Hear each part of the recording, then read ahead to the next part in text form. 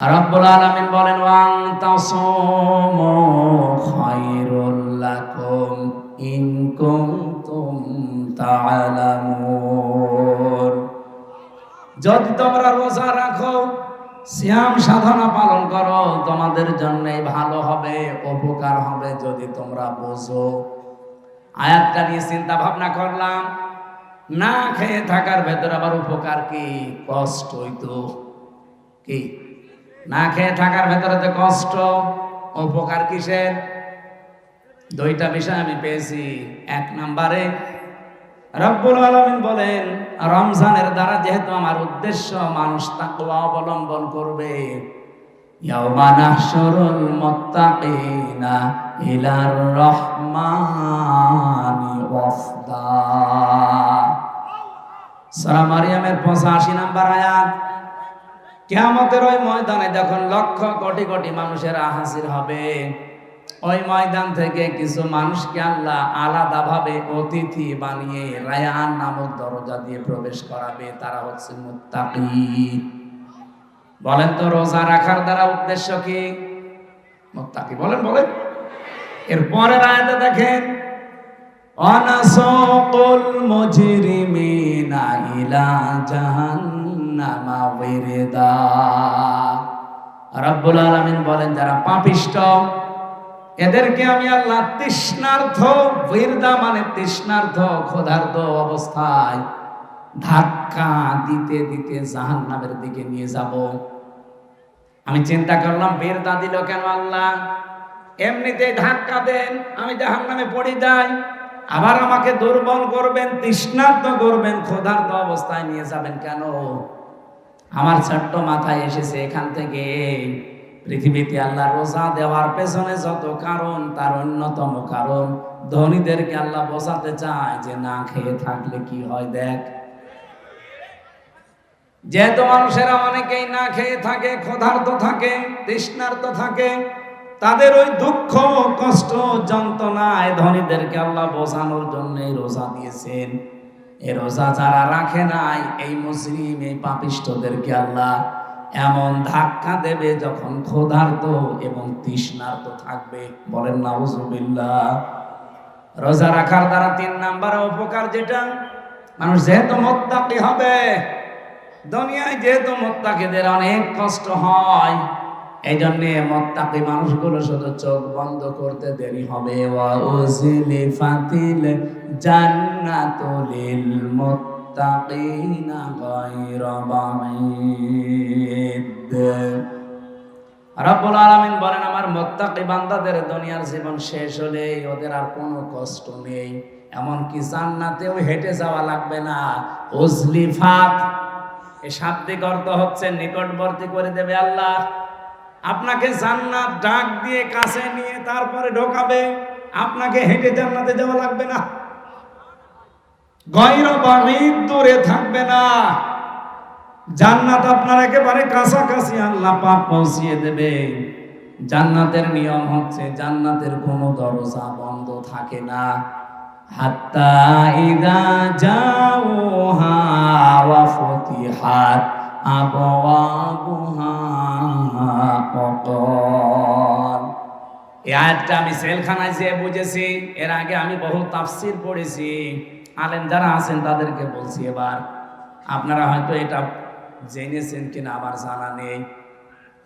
জেলে যাবার পরে আয়াতটা আমার কাছে ক্লিয়ার হয়েছে এইভাবে।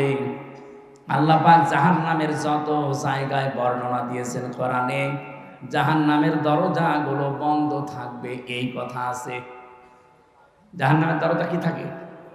সব বন্ধ থাকে, সব সময়, 24 ঘন্টা অলওয়েজ। এইটা পেয়েছি আমি। হাত্তা ইযা জাউহা ফুতিহাত আবওয়াবুহা, এখানে মাঝখানে ওয়া নেই। আল্লাহ পাক বলেন, জাহান্নামের ফেরেশতারা যখন ধাক্কা দিতে দিতে ওকে জাহান্নামের গেটে নিয়ে যাবে, জাহান্নামের দরজা তো সব সময় বন্ধ থাকে। যিনি দারোয়ান ফেরেশতা আছে, মালিক দায়িত্বে, তিনি দরজা খুলে দেবে। প্রবেশ করার সঙ্গে সঙ্গে আবার দরজা আটক হয়ে যাবে।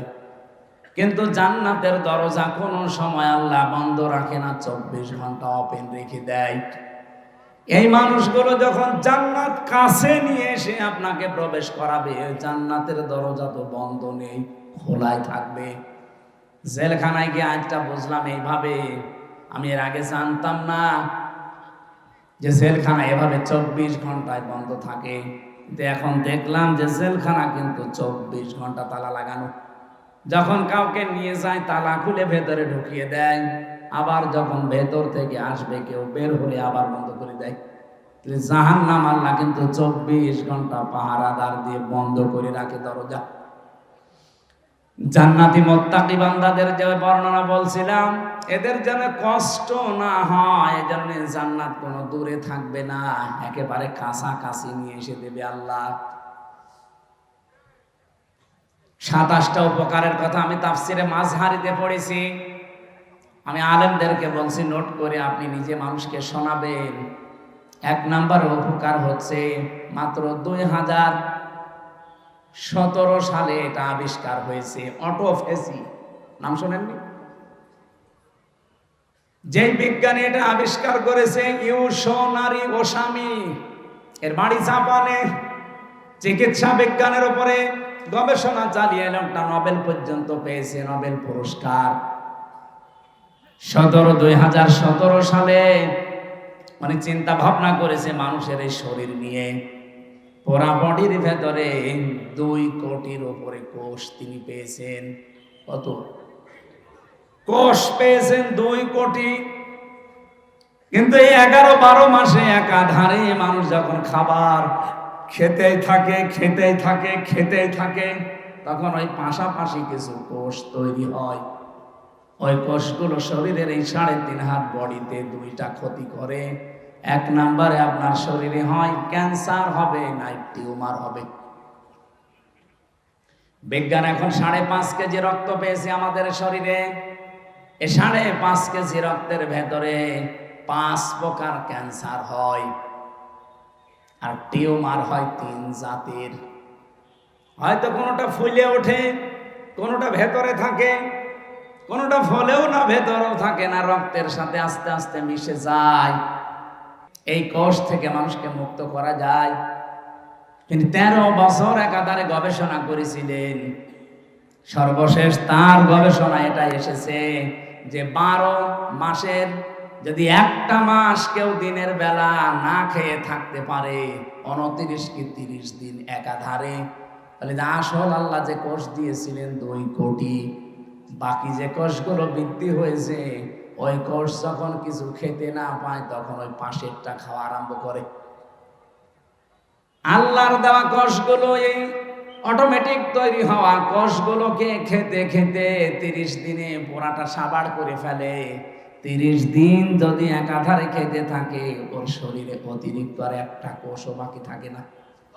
তার মানে কোষ যখন অতিরিক্ত নেই, আপনি ক্যান্সার থেকে বেঁচে গেলেন, আপনি টিউমার থেকে বেঁচে গেলেন। চিন্তা করছে এই তথ্যটা পৃথিবীর কোন ধর্মে আছে কিনা দেখি। 4,500 ধর্মীয় গ্রন্থ দুনিয়ায় আছে এখন। উনি সবগুলো একটা একটা করে মিলিয়ে না, কোন গ্রন্থে এই তথ্য নেই। সর্বশেষ মুসলমানদের ধর্মীয় গ্রন্থ কোরআন, এইটা তিনি পেয়েছেন। পাওয়ার পরে দেখেন যে এখানে আছে 30 দিন আল্লাহর বান্দারা 1 বছরে না খেয়ে থাকবে। এই তো পেয়েছি আমি যা মনে করেছিলাম।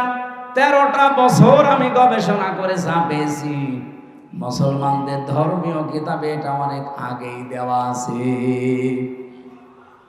আল্লাহ পাক যে বলেন তাসামু খায়রুল লাকুম ইন কুনতুম তা'লামুন, অবশ্যই রোজা রাখলে তোমাদের উপকারী হবে যদি তোমরা এটা বুঝতে পারো।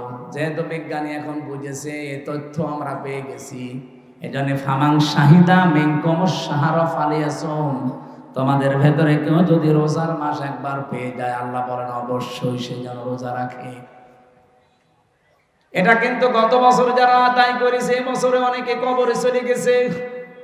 এবছর আমরা যারা কালকে থেকে পেতে যাচ্ছি, হেলায় খেলায় নষ্ট করেন না, রোজাটা অবশ্যই আপনি রাখবেন।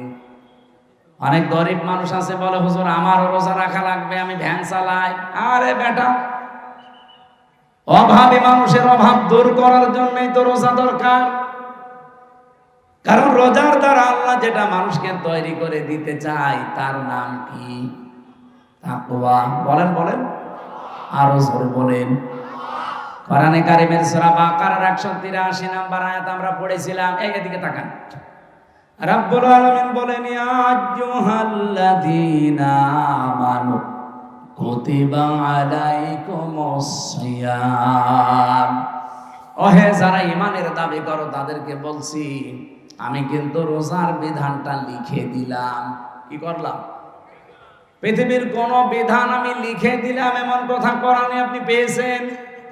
আরেকটা আছে, কুতিবা আলাইকুমুল কিসাস, কিসাসের বিধান লিখে দিলাম। কুতিবা আলাইকুমুল কিতাল, কিতালের বিধান আমি লিখে দিলাম। এই দুইটা ছাড়া পুরা কোরআনে আমি কোন বিধান আল্লাহ লিখে দিয়েছেন পাইনি। হ্যাঁ পেয়েছি, ওগুলো আল্লাহ ফরজ করেছেন। এই জন্য সেখানে ফারদ ওয়াজ পাবেন, ফরদুন। কিন্তু রমজানের ব্যাপারে আল্লাহ কথা বলতে গিয়ে বলেন কুতিবা আলাইকুমুস সিয়াম, আমি কিন্তু লিখে দিলাম সিয়ামকে। আজকের এই জমিনটা যদি আমি সভাপতি সাহেবকে বলি যে স্যার আপনাকে আমি দিয়ে দিলাম, কোন দাম আছে আমার এই কথা? বলেন বলেন। যদি এটা সই স্বাক্ষর করে দলিল করে স্ট্যাম্প করে বলি এই যে নেন, এ জমির দাম এখন 1 বিঘা 20 লাখ, এই কথা বলেন কেন? ব্যক্তি তো একই, আগে দিয়েছিলাম মুখে মুখে, এখন আমি দলিল করে লিখে সই স্বাক্ষর করে দিয়ে দিলাম, দাম হয়ে গেছে আকাশ আর পাতাল। আগেরটা কোনো মূল্যই ছিল না, পরেরটার মূল্য 20 লাখ। কথা বলেন ঠিক কিনা? রব্বুল আলামিন বলেন আমি রোজা তো তোমাদের জন্য ফরজ করেছি ফারদ ওয়াদ দিয়ে না, কাতাবা দিয়ে। আমি কিন্তু লিখে সই স্বাক্ষর করে দিয়েছি। এত দামি বিধান এটা আমি আল্লাহর কাছে। পৃথিবীর অন্যান্য বিধানগুলো আমি দুনিয়ায় নাজিল করেছি জিবরাইলকে দিয়ে, আর রোজাটা নাজিল হয়নি, এটা আমি আল্লাহ নিজে আমার রাসূলকে আরশে নিয়ে উপহার দিয়েছি। বিশ্বনবী মুহাম্মদুর রাসূলুল্লাহ 50 ওয়াক্ত নামাজ পেয়েছিলেন। ভালো করে শুনবেন, আমি বলার জন্য বলছি, শোনার জন্য শুনবেন না, এখানে কিছু নেওয়া লাগবে। 50 ওয়াক্ত নামাজ পেলেন তিনি, 6 মাস রোজা পেলেন, আনন্দে আসছিলেন। প্রতিমধ্যে হযরতে মুসা নবীর সাথে দেখা। হযরতে মুসা ডাক দিয়ে বলেন, ইয়া রাসূলুল্লাহ, আপনার মর্যাদা আমার চাইতে বেশি, কিন্তু অভিজ্ঞতা আপনার চাইতে আমার বেশি, কারণ দুনিয়ার জীবন আমি পার করে এসেছি। আপনি তো জানেন না বাস্তবতা কি। আপনার উম্মতের যে অবস্থা, 60-70 বছরের বেশি ছাতা বাঁচে না, আর আমার উম্মত 1500 2000 বছর হায়াত পেয়েছে। ওরা পাহাড় কেটে বাড়ি বানিয়েছে, এত শক্তিশালী ছিল। একমাত্র একটা রোজা ছিল বছরে, আর একটা মাত্র নামাজ ছিল 1 ওয়াক্ত সারা দিনে। তাই আমার উম্মতরা পড়তো না। আর আপনার উম্মত এত ওয়াক্ত নামাজ দিয়েছে, 6 মাস রোজা আপনি আনন্দ করেন, পারবে না। আপনি জান আল্লাহকে একটু কমান।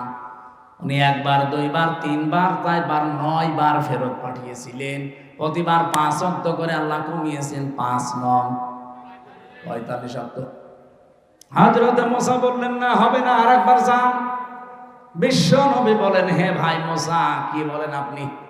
আল্লাহ আমারে দিতে চান আর আপনি বলেন কমান, আমার লজ্জা করছে, আমি আর যেতে পারবো না। আমার উম্মতের ব্যাপার আমি জানিও, পড়বে কি না পড়বে আমি দেখবো, আমি আর যাব না। সঙ্গে সঙ্গে জিবরাইলকে ওই জায়গায় পাঠিয়ে দিয়েছিলেন। তখন তিনি 6ষ্ঠ আকাশে আছেন। রব্বুল আলামিনের ফেরেশতা জিবরাইল এসে বলে, ইয়া রাসূলুল্লাহ, আল্লাহ আমাকে পাঠিয়েছেন 2টা বিষয় জানানোর জন্য।